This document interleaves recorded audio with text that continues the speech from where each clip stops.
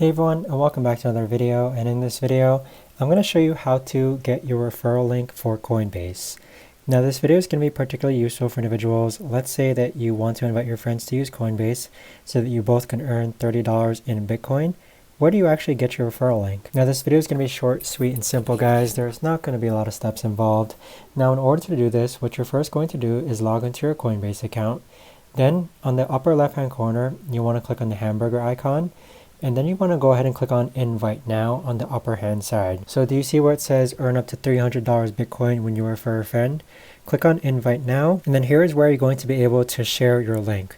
So go ahead and copy your referral link and send it over to your friend or family member. Now when you invite someone to Coinbase, you get $30 for you and $30 for them after their first trade of $20 or more. But that right there, guys, is the best and easiest way that I know of to actually go ahead and get your referral link on Coinbase.